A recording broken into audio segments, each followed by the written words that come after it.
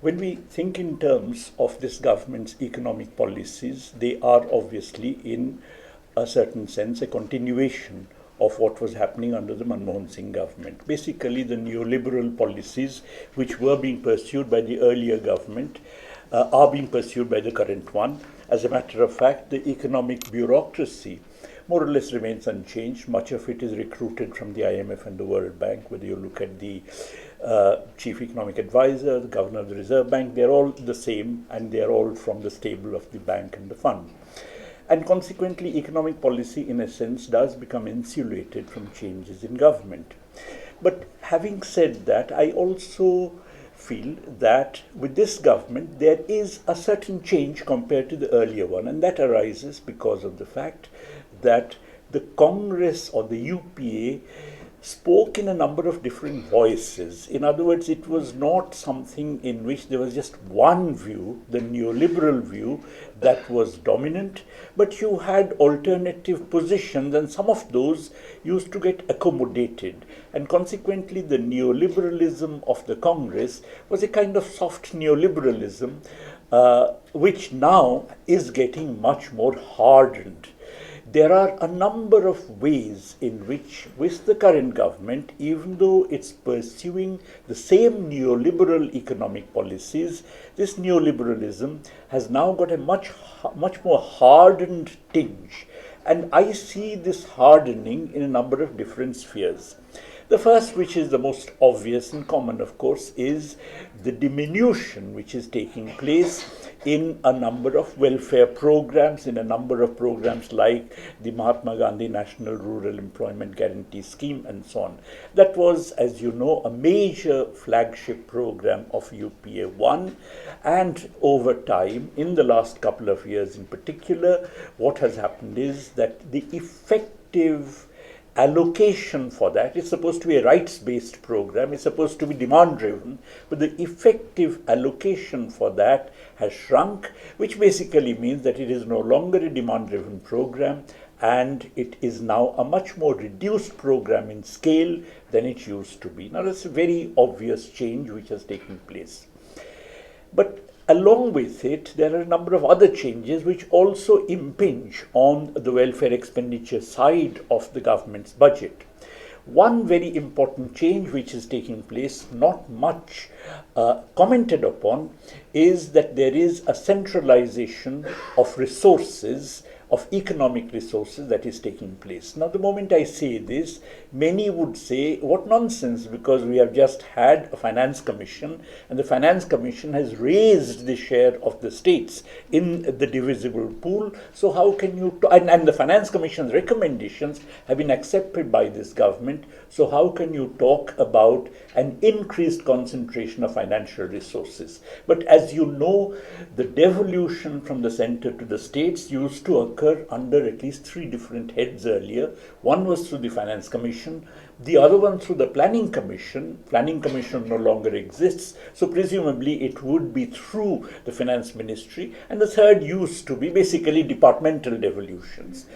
If you look at the total devolutions under all heads, then you find that the devolution under the non-finance commission heads has shrunk to such a great extent that even though the finance commission devolution has increased, as a total, as a proportion of GDP, you have a reduction in the amount of funds being transferred to the states. Many of the state governments, particularly the regional parties running state governments, have really started a plethora of programs which are criticized by the media in Delhi as being populist, but nonetheless which actually have provided some succor to the people. I know, for instance, whether it's the Naveen Patnaik government, whether it's the Mamata Banerjee government, whether it's the All India Anna DMK government, they all provide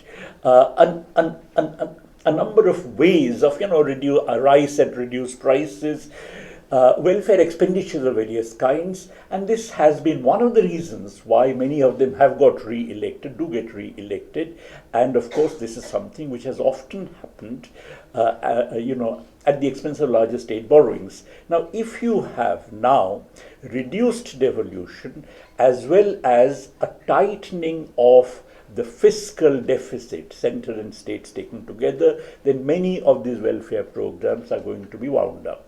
Therefore, not only do you have the center reducing the financing under the MGNREGS, but I expect that the center is now, through the reduced devolution of funds, also tighten up many of these ways in which some succor used to be provided as far as the poor people are concerned.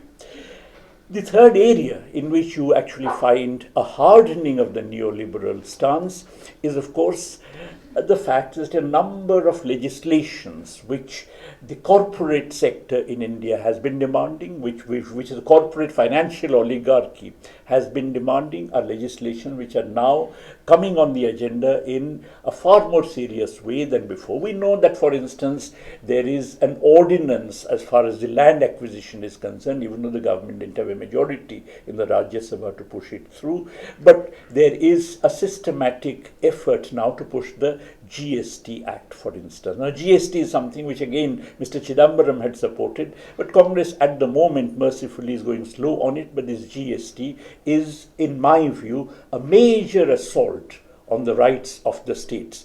It is even possible to argue that even if all states agree to the GST, even if the center agrees to the GST, insofar as the goods and services tax implies a change in the constitution, it must not be allowed to go through without an amendment of the constitution.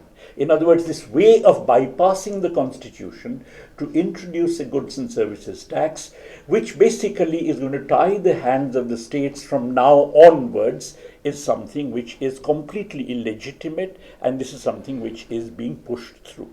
And likewise, there is, for instance, now talk about amending labor legislation so that your labor market flexibility, so-called, is going to be introduced.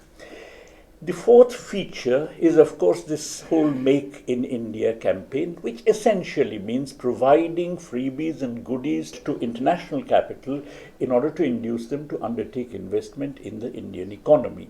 And this implies providing, as I said, very substantial amounts of subsidies, because the capitalist inducement to invest, or the state of their confidence, gets boosted when they get money from the budget. So the idea is basically to do that. Now, all these represent, in my view, as I said, a hardening of the neoliberal strategy. But that is remarkable because we are now in a period in which, to my mind, it is obvious that neoliberalism is at the end of its tether. We had a world capitalist crisis which began in 2008. It is still continuing. If anything, it is worsening. As a matter of fact, poverty in Europe, in the advanced capitalist countries, is on the rise. The world economy is virtually stagnant. The United States, which is supposed to have come out of the world crisis to some extent, is once more getting mired in recession. Therefore, the world crisis is continuing. In this period of crisis, there is absolutely no way that the world economy has any chance of moving forward. What is happening now, in fact, is a situation where different countries are engaged in competitive exchange rate devaluations, which is referred to by economists as beggar my neighbor policy, that each wants to export unemployment to the other in a situation the world economy is not growing. Now, of course, all of them are devaluing at the expense of the United States dollar, and consequently you may feel that beggar my neighbor policies would ultimately mean beggar the United States, because the United States dollar is the one which is appreciating vis-a-vis all other currencies. But the United States is increasingly going protectionist. The fact that now, for instance, even outsourcing is something which is being targeted by US administration is symptomatic of a number of measures. It's in fact typical of a number of measures by which the US itself is going protectionist, and no matter who becomes the president in the coming elections, I think the protectionist tendency in the US is going to get strengthened. Consequently, as I said, we are now in a world in which the period of neoliberal globalization appears to have run its course with no immediate ways of getting the world economy out of this crisis. The fact that at the same time, this government is pursuing a hardening of neoliberalism only implies that the crisis is hitting us to an extremely serious extent, much more than it would otherwise have done if the government had an imagination to do something else. This is visible in a number of ways. You know, the index of industrial production is virtually stagnant. It had been stagnant even before. I think 12-13 was about 1.1%. Then it was minus 0.1. Then it was 2.8, and now it's 2.4%, ending March 2016. So industry is absolutely stagnant. In agriculture, the last good harvest, peak food production year, for instance, was 2013-14. After that, food production has declined. So obviously, you look at the material production sectors, you find that there is virtual stagnation, if not even actual decline, compared to the period before this government took over. If you look at exports, for instance, for virtually a year now, year by year, the export earnings are actually declining in absolute terms. This is, of course, because the world economy is stagnant. This is because of the fact that the US is introducing a certain amount of protectionism. And this is also partly because of the fact that while all currencies vis-a-vis the US dollar are depreciating, the rupee is depreciating less than the other currencies, so that we become uncompetitive vis-a-vis other countries' exports. Be that as it may, we are having a significant decline in absolute terms in exports month after month. The only thing that has allowed the economy to keep its head above the water is, of course, the fall in oil prices. The fall in oil prices has meant that inflation has been moderated somewhat, even though we still have 5% inflation, in excess of 5% inflation. And of course, the fall in oil prices also means that the balance of payments have not become as serious as they would have if it was the case that the decline in exports would have actually shrunk our export exchange earnings. Now it turns out that even the remittances are declining, which is not surprising, another symptom of the recession. So the fact that the balance of payments are not yet in a serious crisis is to a very significant extent because of the fall in oil prices.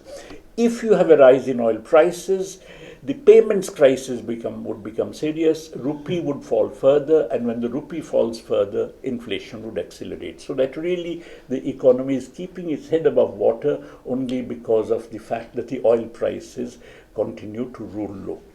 But obviously, this is something which is going to change any moment, and the moment that happens, once more the crisis would begin to hit us. As a result, what we find in the last 2 years is that here is a crisis. The crisis is one in which it required a degree of imagination to think in terms of ways of insulating the economy from its impact, but that imagination is not being shown. This government is not capable of that kind of an imagination.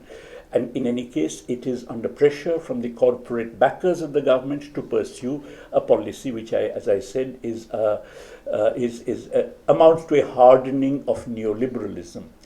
Now that brings me to the last point with which I want to leave you, and that is the following: that we think of this government, I certainly think of this government as basically, to use Amartya Sen's term, a communal fascist government. That it is actually fascism of a kind of communal kind. You know, it's not classical fascism, but it's a kind of Indian variety of communal fascism. But there is a major difference between fascism of the classical kind and what we see here. You see, fascism of the classical kind, if you look at 1930s Germany and so on, of course they were horribly fascist, but they actually brought about a recovery in the economy from the Great Depression. The first countries that recovered from the Great Depression through a boosting of military expenditures were Japan, 1931, Germany after 1933, and as a result you found that actually fascism, because of its fascist character, because of its militarism, actually entailed an improvement as far as the level of the economic performance is concerned, unemployment and so on are concerned. Here we have a situation where this fascism, through its hardening of neoliberalism, is not only incapable of bringing about any improvement in the economic conditions, but as a matter of fact is likely to worsen the economic conditions. Economic conditions have been pretty bad. Even if you look at a simple index of per capita food grain absorption in urban or rural areas, it has declined. If you look at the proportion of the population which is below 2,200 calories, which is taken as a poverty norm in rural India, that proportion, which you compare 1973-4 with 1993-4, compared to 1993-4, there is a remarkable increase in the proportion below that minimum norm. It's about 68% according to 2011-12 National Sample Survey large sample data. And 11-12 was a very good crop year. Since then, actually, there has been a further decline in food availability and consequently an increase in nutritional standards of the population. Exactly the same as far as the urban areas are concerned. 2,100 calories, you take the proportion of the population whose daily nutritional intake falls less than 2,100 calories, about 65% in 2011-12.